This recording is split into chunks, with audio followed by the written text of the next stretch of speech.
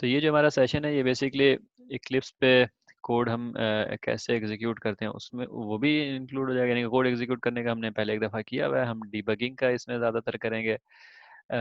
लेकिन other than that basically जो अभी हम फंक्शन कॉल्स का हम पढ़ रहे हैं, आज का सेशन जो था उसमें हम इसमें फंक्शन कॉल को लाइव देखेंगे। ठीक है कि कैसे वही चीज़ जो है वो कैसे होती है। साथ में जाहिर सी बात है डिबगिंग का भी सेशन है, तो आप कोड लिखेंगे कैसे, उसको एग्जीक्यूट कैसे करेंगे, वो चीज़ इसमें इस सेशन से आपको क्लियर होगी। ठीक है। तो सबसे पहले तो मेरे सामने जो है वो इक्लिप्स खुला हुआ है, आपने देखा है। ठीक है, और इक्लिप्स खुला हुआ है और उसमें एक program hex to dec DEC decimal, वो जावा क्लास जो है वो सामने है आपके स्क्रीन के ऊपर। उसमें कोई रॉकेट साइंस नहीं है। आपने याद है, आपने पढ़ा था कि अगर कोई हेक्स नंबर हो, अ, मिसाल के तौर पर अगर हेक्स नंबर आपके पास है 2F फॉर एग्जांपल, तो इसको आपने कैसे कन्वर्ट करना है, इसको आपने यानी कि जो राइट मोस्ट है F मल जो राइट मोस्ट है F मल्टीप्लाइड बाई 16, क्योंकि बेस 16 है तो 16 to the power 0 plus 16 to the power 1 को 2 से मल्टीप्लाई करना है। ये तरीका हमने पढ़ा था। 16 टू द पावर 0 होता है 1, तो f को मल्टीप्लाइड करना है 1 से, और 16 टू द पावर 1 होता है 16 को मल्टीप्लाई करना है 2 से, तो 16 दूनी 32 हो जाएगा इधर। जब में f क्या होता है 15 होता है, बेसिकली 15 को रिप्रेजेंट करते हैं f से, तो 15 एकम 15, तो 32 और 15 मिलके हो जाता है 47। ठीक है, तो हमारा 2f जो है वो बेसिकली डेसिमल में 47 है। ये हमें मैथमेटिक्स आती है। ठीक है, हमने इसको कंप्यूटर प्रोग्राम से करके देखना है। ठीक है ना, कि हम इसको कैसे कर सकते हैं।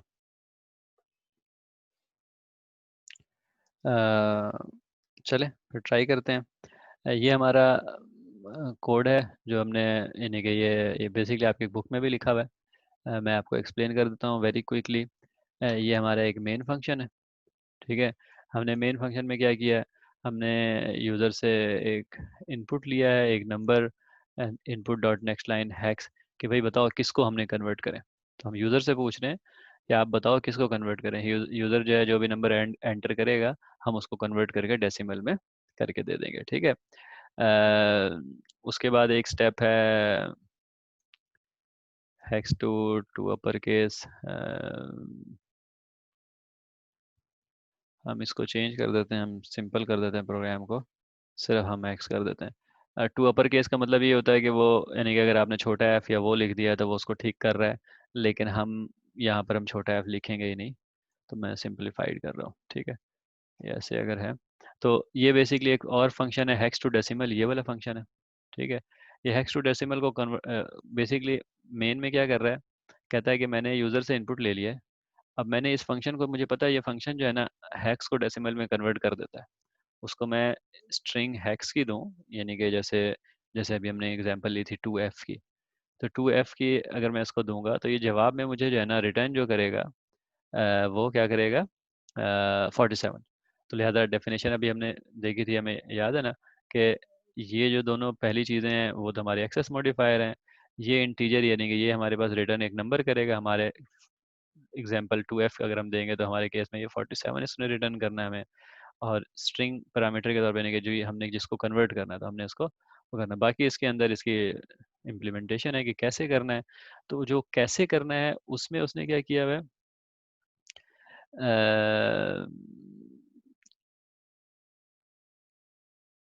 उसमें एक चीज़ उसने यहाँ पर इस्तेमाल की हुई है जो कि आप लोगों ने नहीं पढ़ी हुई, इसलिए मैं बता देता हूँ। ये हैक्स डॉट करेक्टर ऐड का मतलब है कि जी जो स्ट्रिंग होती है वो एक एरे होती है ना, आपको जैसे मैंने आपको बताया था कि जैसे 2 और उसके बाद F, इसकी एरे को हम स्ट्रिंग भी काइंड ऑफ कहते हैं ना। तो अगर ये ऐसे है तो अगर हम इसके जीरोथ इंडेक्स, यानी कि इंडेक्स हमेशा 0 से शुरू होता है, 0 हम करेंगे तो इसका मतलब है 2, और 1 हम करेंगे तो इसका मतलब है F। तो यहाँ लूप में वो बस ये एक थोड़ी सी कॉम्प्लेक्स चीज़ या यूँ कह लेंगे डिफरेंट है, जो कि आपने अभी शायद नहीं पढ़ी, लेकिन बहरहाल डिफ़िकल्ट नहीं है, सॉरी कॉम्प्लेक्स वैसे है लेकिन नहीं है इतनी कॉम्प्लेक्स भी।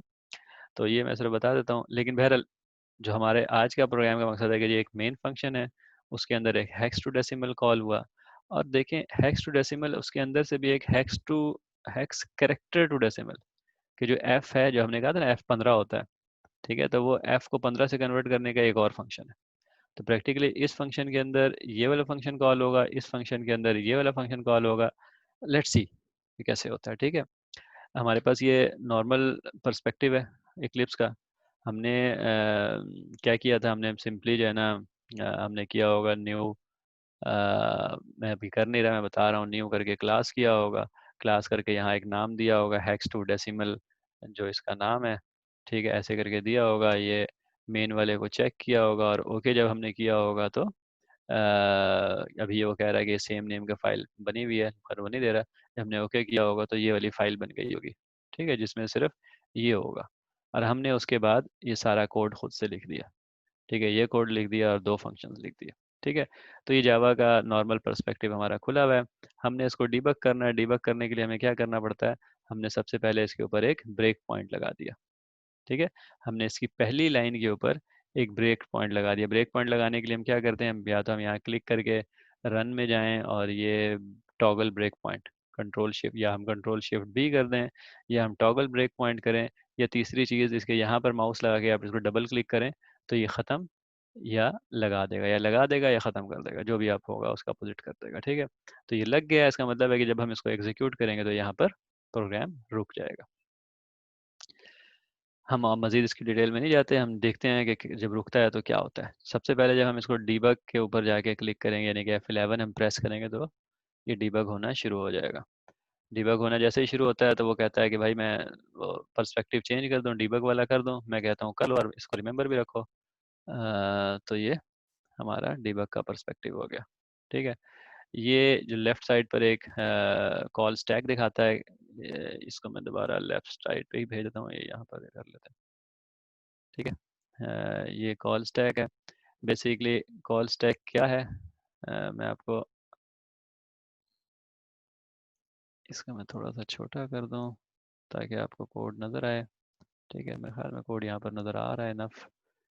अच्छा, यहाँ पर आप देखेंगे तो एप्लीकेशन के अंदर पहला फंक्शन मेन जो है ना, ये देखें आप, मैं इसकी बात कर रहा हूँ, ठीक है। पहला फंक्शन मेन जो है वो कॉल हो गया, ठीक है ना, ये वाला, ठीक है, ये कॉल हो गया। और उसकी पहली लाइन के ऊपर, पहली लाइन को वो एग्जीक्यूट कर रहा है, ठीक है ना। हमें पता है कि हमने नेक्स्ट लाइन के ऊपर जाना हो तो हम क्या करते हैं, रन के अंदर अगर हम जाएं तो स्टेप ओवर का मतलब होता है F6। F6 हम प्रेस करेंगे तो अगली लाइन पर चला जाएगा, ठीक है। F6 हम प्रेस करेंगे, अगली लाइन पर चला जाएगा। अगली लाइन पर वो कहता है enter a hex number, output कर रहा है। हम उससे अगली लाइन पे चले जाते हैं, ये देखें नीचे स्क्रीन के ऊपर हमारे पास एंटर अ हेक्स नंबर आ गया, ठीक है। हम यहाँ पर वो हेक्स नंबर टाइप कर देते हैं। हमने क्या कहा था, हम 2F, ठीक है, ये करेंगे, हम एंटर कर देते हैं। जब हम एंटर करते हैं, हम इस जगह पर आते हैं, हम अगली लाइन पर जाते हैं तो F6 हम प्रेस हमने किया, हम अगली लाइन पर आ गए, ठीक है। अब क्या हुआ है, आप राइट साइड पर देखें, ये वेरिएबल वाला जो है, इसमें हमारे पास एक वेरिएबल है हेक्स, ठीक है। तो हेक्स की जो वैल्यू है वो यहाँ हमें नज़र आ रही है। हेक्स में हमने जो इनपुट किया 2F, वो इनपुट डॉट नेक्स्ट लाइन की वजह से वो हेक्स में वो वैल्यू आ गई ना, यहाँ पर हमें नज़र भी आ रही है उसकी वैल्यू, ठीक है, सबको नज़र आ रही है, ठीक है, 2F। और इसका एक और है, इसका मैं माउस में ले जाके उसके ऊपर छोड़ूं तो यहाँ पर भी मुझे दिखा देगा, ठीक है, उसकी वैल्यू 2F दिखा देगा, ठीक है। अब हमारे पास अगली लाइन जो है, लाइन नंबर 9 क्या है कि भाई अच्छा, एक और तरीका मैं एक और भी बता दूं कि जब हम कोड के अंदर, अब तो हम कोड के अंदर इक्लिप्स के अंदर डिबग कर रहे हैं तो हमें ये वाले वेरिएबल की वैल्यू यहाँ पर नज़र आ रही है, ठीक है। नॉर्मली अगर हम इक्लिप्स के अंदर या तो नहीं कर रहे हो या हमारा प्रोग्राम ना लिखा हो तो हम इसको पेपर के ऊपर भी जब करते हैं तो सिंपल, यानी कि जो हमारा मेन, सॉरी,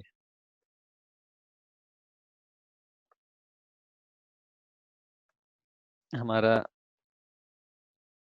मेन फंक्शन है ये, ठीक है। मेन फंक्शन में हमारे पास वेरिएबल है हेक्स, ठीक है, और हेक्स की वैल्यू है 2f, तो हम उसकी वैल्यू 2f असाइन कर देते हैं। अच्छा, अब अगली लाइन जो लाइन नंबर 9 है वो हमारी एक फंक्शन कॉल है।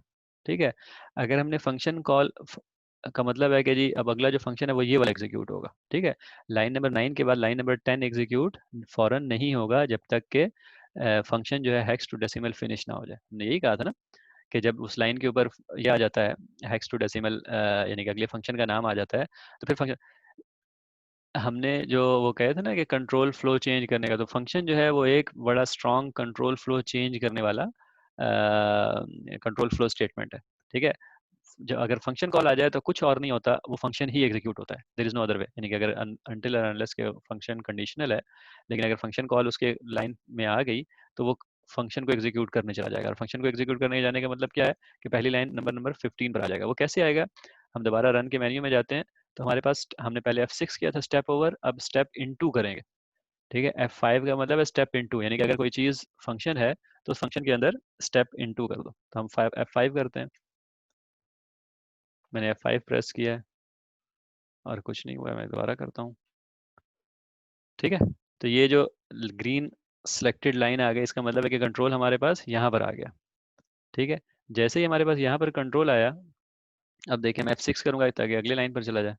ठीक है, अब यहाँ पर देखें वेरिएबल की वैल्यू डिफरेंट आ गई, तो यहाँ पर एक डेसिमल वैल्यू इसने एक नया बनाया था, तो वो डेसिमल वैल्यू इधर आ गया। ठीक है, तो हमारे पास बेसिकली ये दूसरा फंक्शन शुरू हो गया, इसका नाम है हेक्स टू डेसिमल। एक दफ़ा फिर बहुत अच्छी राइटिंग के साथ, और वहाँ पर जो वेरिएबल है हमारा वो है क्या, डेसिमल। नहीं कि अगर हम कागज़ पे इस तरह का कोई एग्जीक्यूशन कर रहे होंगे तो शायद इस तरह हम वेरिएबल की वैल्यू लिखेंगे, उसकी वैल्यू शुरू में 0 है। ठीक है, अदरवाइज हमें इसकी ज़रूरत नहीं है हमारे पास। जैसे आप देख रहे हैं यहाँ पर ये जो वेरिएबल की विंडो के अंदर वो चीज़ आ रही है। ठीक है, अब हमारे पास फॉर लूप शुरू हो गया। ठीक है, फॉर लूप में सबसे पहले आई 0 हो जाएगा और I less than hex dot length. Hex क्या है हमारे पास, हैक्स हमारे पास ये चीज़ है ना, ये 2f। तो 2f अगर हैक्स स्ट्रिंग हो तो उसकी लेंथ कितनी होगी, 2 होगी, क्योंकि दो करेक्टर हैं। ठीक है, तो इसका मतलब है कि ये लूप 2 दफ़ा चलेगा। लेट्स सी, F6 करते हैं हम। अगली लाइन में देखें आई की वैल्यू 0 हो गई। ठीक है, तो इस फंक्शन में एक और वेरिएबल आ गया हमारे पास आई, उसकी वैल्यू हो गई 0। ठीक है, अब एक और वेरिएबल यहाँ पर डिफाइन हो रहा है, उसका नाम है hex character, hex 4।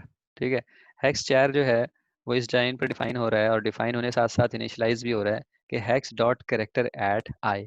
Character eight का मतलब यही है कि जैसे हमने कहा था ना कि वो स्ट्रिंग अगर 2 की है तो आई की वैल्यू अभी 0 है, 0th इंडेक्स पे उस पर क्या चीज़ है, हमने कहा था ना कि एरे होती है, एरे की 0th इंडेक्स पे पहला आइटम होता है और 1 पे दूसरा होता है, सेकंड पे तीसरा होता है, एंड सो ऑन। तो सेकंड थर्ड तो इसका है नहीं, टोटल लेंथ इसकी 2 है, तो इसकी 0th इंडेक्स पे 2 है।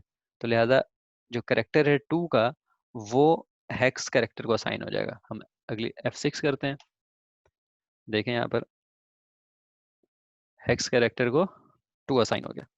ठीक है, तो आगे उसने क्या कहा, उसने अगली लाइन क्या है, decimal value equal to decimal value multiplied by 16। Formula याद है आपको। ठीक है, वो फार्मूला की मदद से वो उसको सॉल्व कर रहा है। ये आप मैथमेटिक्स बाद में देख लीजिएगा, लेकिन बहरहाल आपको पता है कि वही वाला फार्मूला है। ये decimal value multiply, decimal value हमारे पास क्या है अभी, अभी 0 है। तो 0 को 16 से मल्टीप्लाई करेंगे तो ये वाला पहला पार्ट जो है ये 0 हो जाएगा, plus hex character to decimal. तो ये जो हेक्स करेक्टर की वैल्यू होगी अभी क्या है, 2 है, इसकी वैल्यू 2 है ना, लेकिन ये हेक्स करेक्टर है। हेक्स करेक्टर क्या होता है, सॉरी करेक्टर क्या होता है, वो जो जो हमारे पास करेक्टर डेटा टाइप है। लेकिन हम यहाँ पर अगर F5 प्रेस करेंगे तो ये उसके अंदर चला जाएगा इस फंक्शन के। ठीक है, तो इसका मतलब है कि हमारी कमांड एग्जीक्यूट हो रही थी यहाँ तक, लाइन नंबर 9 तक। लाइन नंबर 9 जैसे एग्जीक्यूट हुई उसके बाद वो एक नया फंक्शन आ गया, तो लाइन नंबर 15 पर जंप कर गया। लाइन नंबर 15 के बाद लाइन नंबर 18 के ऊपर एक नया फंक्शन आ गया, तो वो यहाँ पर जंप कर गया। ठीक है, यहाँ पर जंप करेगा। मैं अब जा रहा हूँ, मैं F5 प्रेस करता हूँ, देखा आपने लाइन नंबर 24 पर आ गया। अब लाइन नंबर 24 एग्जीक्यूट होगा। जैसे मैंने आपको कहा था ना, स्टैक में सबसे ऊपर जो वाला फंक्शन आ जाता है सबसे पहले वो एग्जीक्यूट होता है। तो अब सबसे ऊपर हमारे पास स्टैक के अंदर कौन सा फंक्शन है, हेक्स 4 टू डेसिमल। तो लिहाजा इतना हैक्स मैं आइंदा मेरे ख्याल में ना टाइप करना छोड़ ही देता हूँ, इतनी गंदी राइटिंग को ये पेंसिल से लिखना जाना बड़ा मुश्किल है। अच्छा, तो ये इसमें आ गया। इसमें हमारे पास वेरिएबल क्या है, सी एच, और सी एच की वैल्यू क्या है, देखें यहाँ पर नज़र आप भी आ रही है 2। ठीक है, तो अच्छा एक चीज़ और नोट करें कि जिस फंक्शन के हम अंदर हम आए हैं यहाँ पर सिर्फ उसकी वेरिएबल की वैल्यू नज़र आ रही है और कुछ नज़र नहीं आ रहा। ठीक है, तो यहाँ पर अभी हमारे पास सी एच की वैल्यू क्या है, 2। मैं ऊपर कोट क्यों लगा रहा हूँ, क्योंकि ये करेक्टर डेटा टाइप है। ठीक है ना, ये 2 है। तो वो कहता है पहली कंडीशन ये है कि if C H is greater than equal to A and less than equal to F, तो रिटर्न 10 प्लस, क्योंकि हमें क्या पता है कि जो हैक्स नंबर होते हैं वो क्या होते हैं, मैं इस खाने को यूज़ कर रहा हूँ, हैक्स नंबर क्या होते हैं, 0 से लेके, क्या हो गया यार, 0 से लेके 9 तक, उसके बाद A B C D E F होता है ना। तो अगर ए होगा तो उसका मतलब होगा 10, ठीक है, बी होगा तो उसका मतलब होगा 11, सो ऑन। तो प्रैक्टिकली वो कह रहा है कि उसमें 10 ऐड कर दो plus C H minus capital A. ठीक है, अब ये देखें कैपिटल ए का क्या मतलब है, कैपिटल ए माइनस क्यों कर रहा है, ये थोड़ा सा यानी कि हमने पहले किया हुआ है वैसे ये, तो आप खुद से दिमाग लगाएंगे समझ में आएगा, अभी चूंकि मकसद हमारा एग्जीक्यूशन को देखना है। लेकिन मैं आपको याद दिलाऊं कि ए जो है कैपिटल ए होता है, एस की वैल्यू उसकी होती है 65 डेसिमल, जो कि 4 1 हैक्स होता है। बहरहाल डेसिमल में जो है वो 65 होता है। ठीक है, तो हम किसी भी करेक्टर के अंदर से उसका जो जीरोथ वो है वो निकाल देंगे तो बाकी उसकी इंडेक्स बचती है। खैर मैं इसकी एक्सप्लेनेशन में नहीं जा रहा, ये आप देखिएगा कि ये वाली चीज़ ये आपने खुद समझने की कोशिश करनी है कि ये वाली चीज़ कैसे हो रही है। लेकिन ये बेसिकली ये देगा कि अगर ए हो तो वो 10 देगा, बी हो तो वो 11 देगा, सी हो तो वो 10 11 12। ठीक है, ये नंबर देगा ताकि हम अपना हेक्स डेसिमल वाला वो कर सके। ठीक है, ये इस इससे ये देगा, लेकिन वो आपने खुद करना है। ठीक है,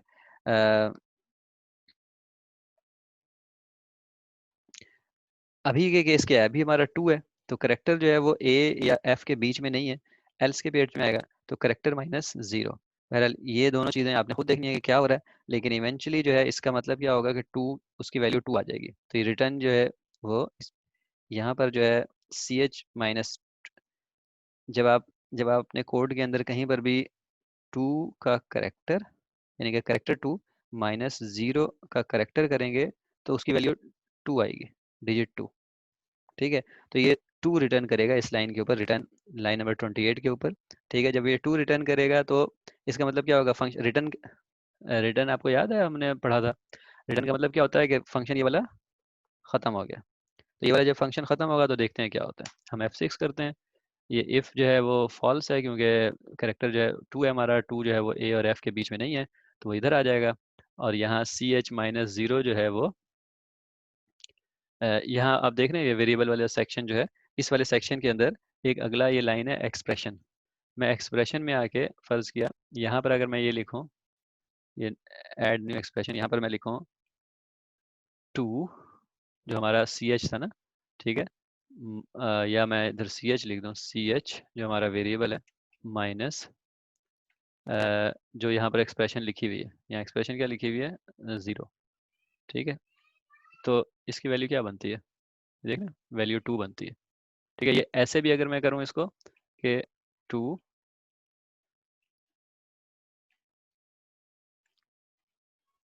तो ये वही वैल्यू बनेगी। ठीक है ना, तो 2, तो लिहाजा इस रिटर्न ये जो एक्सप्रेशन है हमारा, इसकी वैल्यू 2 आएगी और ये रिटर्न जो है ना ये वाला फंक्शन 2 रिटर्न कर देगा। ये क्यों आएगी ये मैंने आपको कहा है कि आप देखिएगा खुद से, बहुत सिंपल है कि इसकी एस की वैल्यू जो है उसकी एस की वैल्यू में से वो उसकी एस की वैल्यू यूनिकोड वैल्यू जो सब्ट्रैक्ट करता है, जो सब्ट्रैक्ट करके जो बाकी बचता है वो, यानी कि ये कैरेक्टर जो है वो इंटीजर की तरह काम करेगा और उसकी वैल्यू आ जाएगी, जवाब आ जाएगा। ठीक है, तो हम इसके बाद F6 करते हैं, वापस इस लाइन पर आ गए। हमने क्या कहा था, जब ये फंक्शन ख़त्म होगा, नीचे वाला सब कुछ गायब हो गया, तीसरा वाला, अब हम दोबारा किस में आ जाएंगे, अपने हेक्स टू डेसिमल वाले में। हेक्स टू डेसिमल को हम आगे ही चलते हैं। तो डेसिमल वैल्यू हमारे पास आ गई,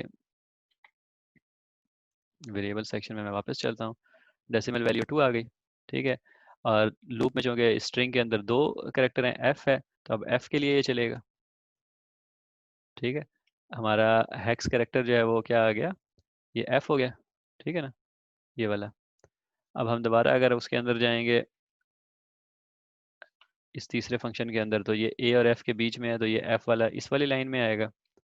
ठीक है, और उसी तरह हम इसको सब्ट्रैक्ट करेंगे, तो एफ की जगह हमें क्या मिलना चाहिए, हमने क्या कहा था, 15 मिलना चाहिए। हम इसको ज़रा कॉपी पेस्ट करते हैं, कॉपी हम इधर से करते हैं। ठीक है, ये मैंने कॉपी कर लिया, कंट्रोल सी, और इसको अपनी एक्सप्रेशन वाली लिस्ट में ऐड करते हैं। देखें क्या आता है, 15 आया। अगर हमारा एफ हो तो ये 15 आएगा, ए हो तो 10 आता।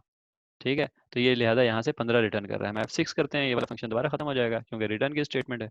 तो लिहाजा अब ये नंबर क्या बनेगा, यहाँ पर इसका रिटर्न आया है 15।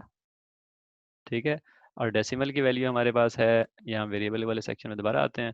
डेसिमल की वैल्यू है 2, तो 2 ज़रब 16 हो गया 32, 32 और ये वाला 15। ठीक है, तो डेसिमल की वैल्यू क्या बन जाएगी, 47। Let's see. ठीक है, तो डेसिमल की वैल्यू 47 बन गई। और आई प्लस प्लस हमने किया, तो आई जो है वो क्या कहते हैं, 2 हो जाएगा अभी। और जब 2 हो जाएगा तो वो बाहर आ जाएगा। ठीक है, आई की वैल्यू जैसे 2 हुई, वो उस फंक्शन लूप से बाहर आ गया। अब डेसिमल की वैल्यू क्या है, 47, और ये फंक्शन रिटर्न करता है वो नंबर। ठीक है, तो देखें अब ये रिटर्न करेगा। F6 में करूँगा तो ये वापस कहाँ चला जाएगा, मेन में। ये वाला फंक्शन भी ख़त्म हो गया। ठीक है, अब हमारे पास डेसिमल वैल्यू ये है, इसकी वैल्यू अभी तक कुछ नहीं है, लेकिन ये वाली वैल्यू जैसे ही रिटर्न होगी, जबकि मैं अब जो कि अब इसको असाइन होगी, रिटर्न हो चुकी है, अब इसको असाइन होगी, तो ये डेसिमल वैल्यू के अंदर 47 आ गया। ठीक है, आगे उसने आउटपुट कर दिया स्क्रीन के ऊपर, क्या किया output, let's see. The decimal value for hex number 2F is 47। ठीक है, कोई रॉकेट साइंस है इसमें, लग तो रहा होगा कि है। हमाद, जी। ये क्लियर है। थोड़ा सा जो मुश्किल हो रहा है जंप, नहीं क्लियर तो नहीं है, हम्म, जिन्हें के समझ ज- तो आई है। और लेकिन इसमें जो हाँ सबसे इशू जो है ना, जंप करना है ना, वो इधर से उधर, वो थोड़ा सा दोबारा यानी कि होगा तो फिर। हाँ, देखें, यानी कि ना पहली बात ये ना कि मैं अभी दोबारा तो डेफिनेटली कर देता हूँ, लेकिन जब तक वो आप खुद F6, F5, F8, F11 नहीं प्रेस करेंगे, आपको ये चीज़ क्लियर तो नहीं होगी। ठीक है, मैं दोबारा कर रहा हूँ, F8 करता हूँ तो ये फिनिश हो जाएगा प्रोग्राम। F11 करूँगा तो दोबारा शुरू हो जाएगा, दोबारा शुरू होगा और ब्रेक पॉइंट पे उसी जगह दोबारा रुक जाएगा। अब मैं F6 प्रेस करता हूँ, आपको नज़र नहीं आ रहा, लेकिन मैं F6 का बटन दबा रहा हूँ, ये दबाया मैंने। ठीक है, अगली लाइन पर आ गया।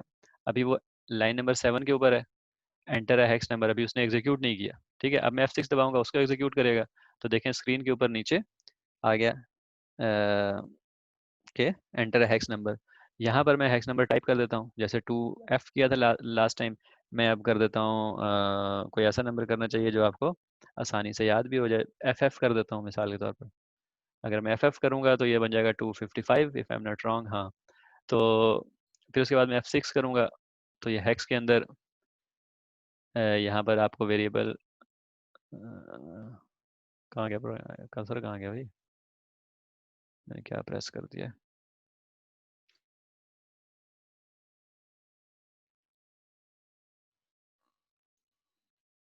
अच्छा सॉरी, मैंने एंटर नहीं किया था।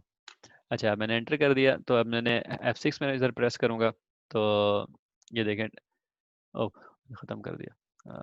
ये 255 आ गया। वैसे मैं दोबारा कर लेता हूँ ये काम, let me do it again, क्योंकि जो है ना वो फ़ौरन ही ख़त्म हो गया प्रोग्राम, वो एंटर भूल गया था मैं एक दफ़ा फिर कर रहा हूँ।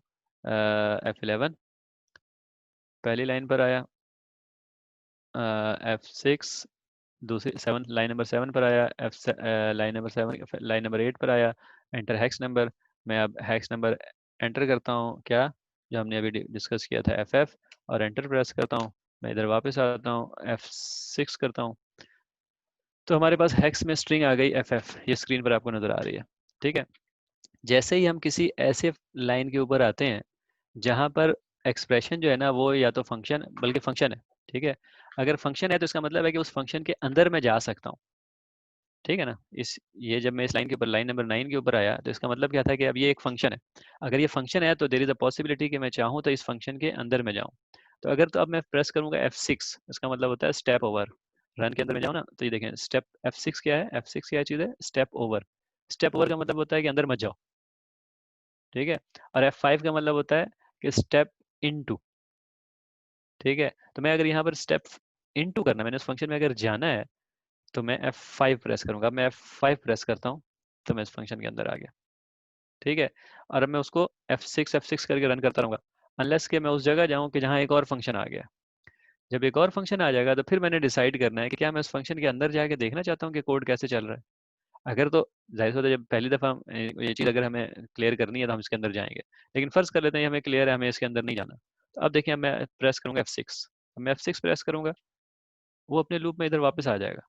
वो उस फंक्शन के अंदर अंदर सॉरी, मैं ये नहीं कह सकता कि मैं ये नहीं कहूंगा, ये गलत है कि अंदर नहीं जा, वो अंदर जाएगा, वहां जाके रुकेगा नहीं, स्टेप बाय स्टेप नहीं करेगा, वो इसके अंदर जाएगा और इसका जो भी रिस्पांस होगा वापस आके यहाँ इसको उसने असाइन कर दिया, देखिए 15 उसने असाइन कर दिया, ठीक है। जब हम स्टेप इनटू करते हैं, मतलब ये कि हम कहते हैं कि फंक्शन के अंदर जाओ, उसका मतलब होता है अंदर जाके रुको और मेरे साथ एक एक स्टेप करके चलो, ठीक है। तो अब हम अगर फर्ज किया हम F6 करते हैं, फिर हम F6 करते हैं और फिर हम फंक्शन के ऊपर आ गया, फिर हम ये कहते हैं कि भाई हमने नहीं इसके अंदर जाना, हमने F6 प्रेस करना है।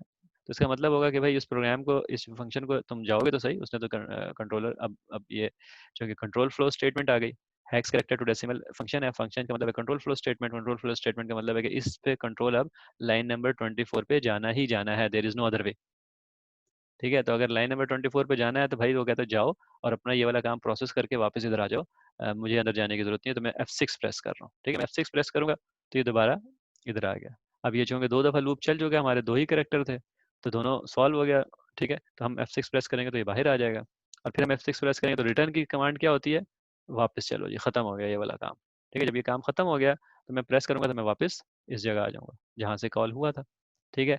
तो ये वाली चीज़, ये एक्सप्रेशन जो है हमारा, ये वाली चीज़ हो गई, जैसे ही मैं वापस आया ये वाली चीज़ हो गई। अब इसकी वैल्यू भी हमें मिल गई 255 है, ठीक है। वो 255 वैल्यू अब असाइनमेंट का ऑपरेटर चलेगा इधर, जब मैं F6 का प्रेस करूंगा, ये F6 प्रेस किया तो ये असाइनमेंट का ऑपरेटर चला और ये 255 इस डेक वैल्यू को असाइन हो गई। तो देखिए अब इसकी वैल्यू डेक 255 हो गई। अगली लाइन में फिर वही बात है कि एक फंक्शन है। अच्छा, मैं अगर अभी अभी मैं यही कह रहा था ना, अगली लाइन में फिर एक फंक्शन है। अब मैं अगर F5 प्रेस करूँ तो क्या होगा हमाद?